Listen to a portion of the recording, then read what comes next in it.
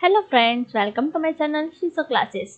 जैसा कि आपने पिछले चैप्टर में यानी पिछले वीडियो में पढ़ा ग्रामीण क्षेत्र में आजीविका, तो आज आप इस वीडियो में पढ़ेंगे शहरी क्षेत्र में आजीविका। तो चलिए शुरू करते हैं एंड प्लीज़ वीडियो को सब्सक्राइब जरूर करें।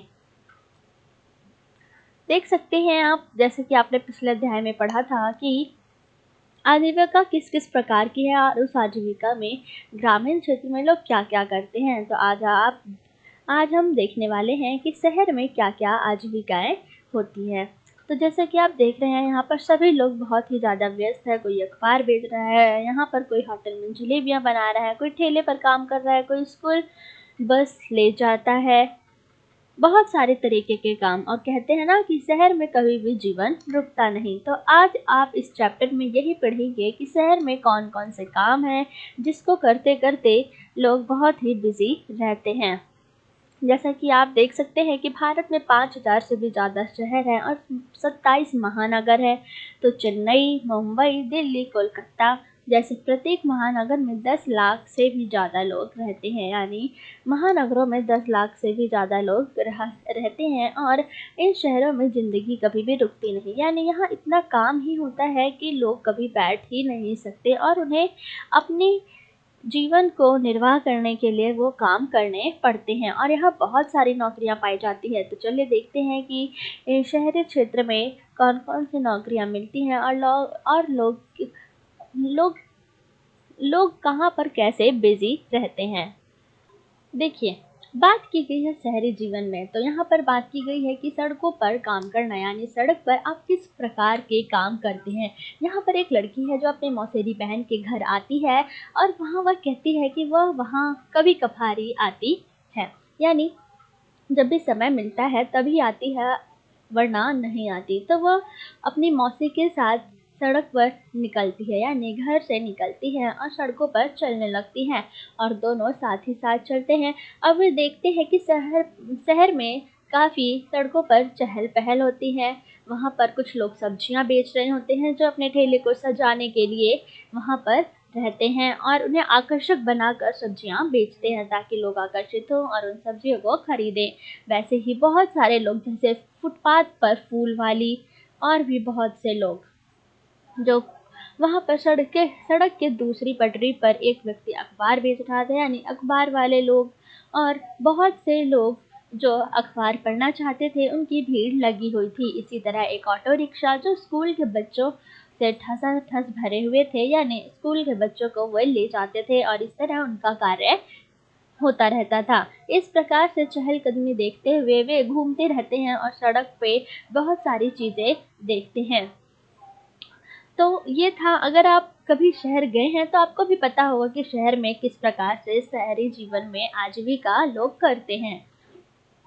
तो चलिए अब बात करते हैं बच्चू मांझी की। यहाँ पर बच्चू मांझी एक रिक्शे वाला है और इसी की बात की गई है कि जब मैं बिहार में एक गांव से आया हूँ, यानी वह बिहार से आया था और मिस्त्री का काम करता था और उसके 3 बच्चे गांव में ही रहते हैं और उसके पास कोई ज़मीन भी नहीं है। वह मिस्त्रीगिरी का काम लगातार नहीं मिलता था, इसी वजह से वो जो कमाई होती थी वह परिवार के लिए पूरी नहीं होती थी, इसीलिए उसे शहर में आना पड़ा और यहाँ आकर भी वह एक रिक्शा खरीदता है और उसी से कुछ पैसे कमाता है और उस रिक्शे के जितने भी पैसे लगे थे वो अभी भी किस्तों में चुकाया करता है। इस तरह वो अपना जीवन निर्वाह करता है और रोज़ सुबह बस स्टॉप पर पहुंच जाता है और ग्राहक जहां भी चाहे वहां से उन्हें, जहां भी जाना चाहे वहां उन्हें वो छोड़ने का काम करता है। इस तरह वह 10:30 बजे तक, यानी रात तक 8 से 9 बजे तक रिक्शा चलाता है और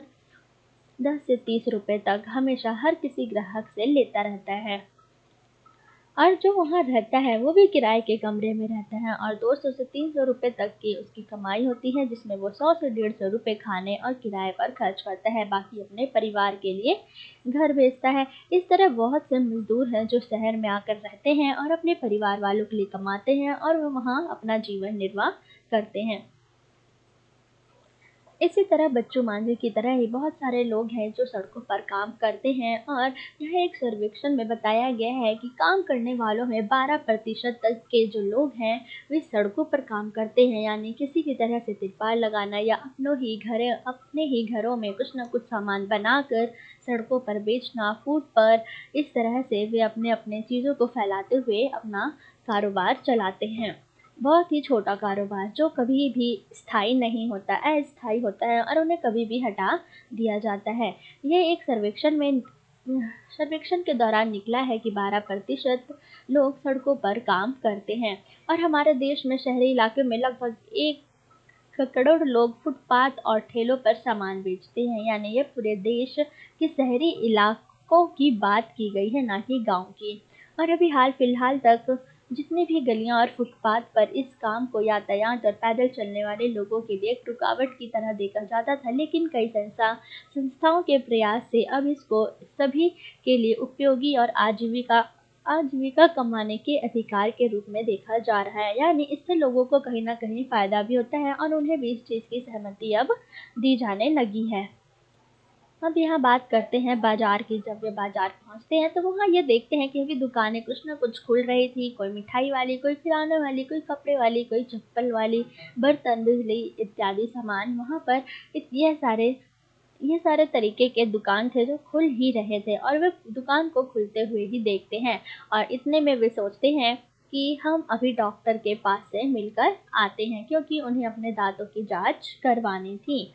तो वो जब दांतों से जांच करवा कर वहाँ से आते हैं तो वे एक कपड़ों के शोरूम में भी गए, जहाँ पर 2-3 मंजिले की शोरूमें थी, और वे लास्ट वाले यानी तीसरी मंजिले पर पहुँचते हैं जहाँ लड़कियों के कपड़े रखे हुए थे। अब यहाँ पर बात करते हैं बड़ी दुकान में हरप्रीत।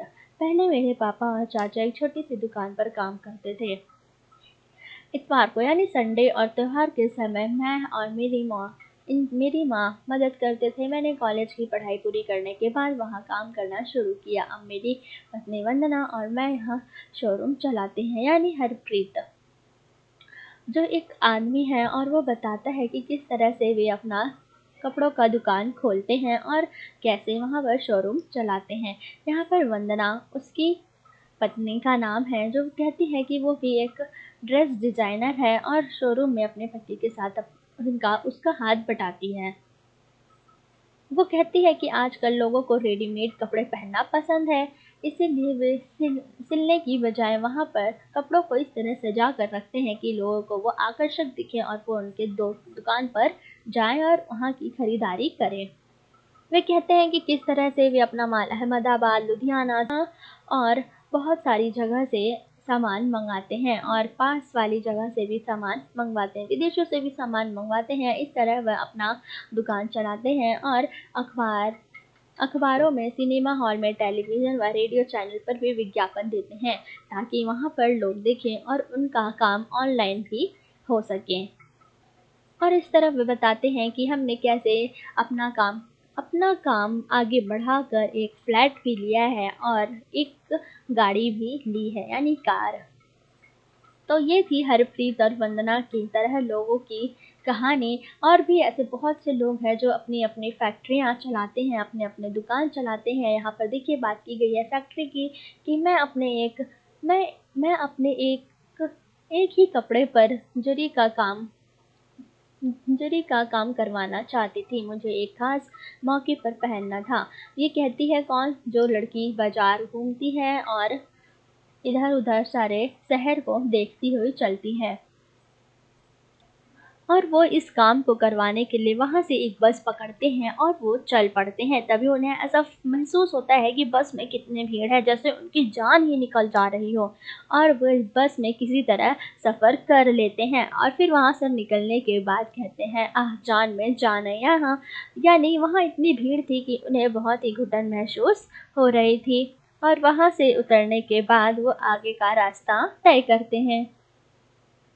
अब वहीं पर उन्होंने देखा कि कैसे लोग एक समूह में बैठे हुए हैं और लोगों का इंतजार देख रहे थे, यानी राह देख रहे थे कि कौन उन्हें आएगा और उनको लेकर जाएगा, यानी लेकर किस लिए जाएगा, यानी अपने स्कूटर बनवाने के लिए या उनसे बातें कर कर कुछ ना कुछ जो भी वो लेबर का काम करते हैं वो काम कराने के लिए। यानी उनका एक वहाँ पर जगह था जहाँ पर लोग बैठ जाते थे, किसी को भी ज़रूरत होती थी तो वो वहाँ से मजदूर और मिस्त्रियों को अपने घर तक ले जाते थे और उनसे सारा काम जो भी उनका काम होता था वे करवाते थे, जिन्हें आप कह सकते हैं कि अनियमित मजदूर, यानी कभी भी कैसे भी कहीं भी आपको मिलने वाले मजदूर, आपको ज़्यादा ढूंढना ना पड़े या आपको ज़्यादा ढूंढना भी पड़ सकता है, इस तरह से वहाँ पे मजदूर मिलते थे। अब यहाँ पर बात की गई है फैक्ट्री में कि कैसे वे फैक्ट्री में घुसते हैं, तो वहाँ पर किस प्रकार से लोग काम कर रहे हैं, अलग अलग मशीनों पे अलग अलग आदमी अपने अपने कार्य कर रहे होते हैं और उनका मशीन का काम चलता है। यहाँ पर निर्मला को ऐसी ही एक जगह पर जाती है और वह मेरी बहन से मिलकर बहुत खुश हुई और उसने वादा किया कि मेरे कपड़े पर जरी का काम करवा देगी, यानी निर्मला से वे मिल लेते हैं और उससे काम करने के लिए बोलते हैं। निर्मला कपड़े बेचने वाली कंपनी में दर्जी का काम करती थी। जिस फैक्ट्री में वह काम करती थी वहाँ अमेरिका, इंग्लैंड, जर्मनी और नीदरलैंड जैसे देशों के लोगों के लिए कपड़े लोगों के लिए गर्मी के कपड़े सिले जाते थे और दिसंबर से अप्रैल तक निर्मला पर काम का बोझ बहुत ज़्यादा था। अक्सर 9 बजे सुबह सुबह सुबह का काम शुरू होता और रात 10 बजे तक ही काम निपट पाता था। इस तरह निर्मला इतनी मेहनत करती थी और सारा काम करती थी और घर का काम भी वह खुद ही करती थी और उसे डेली के 8 घंटे काम करने के 280 रुपये मिलते थे और ज़्यादा काम अगर वह करती तो 100 रुपये।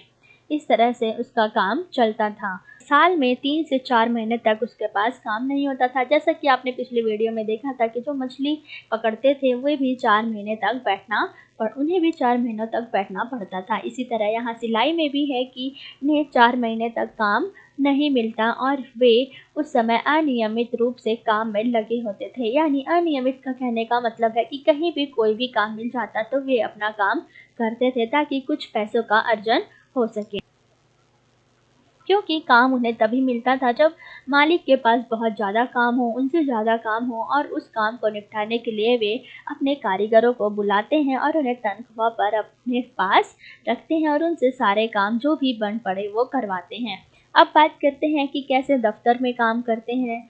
यहाँ पर बात की गई है सुधा की।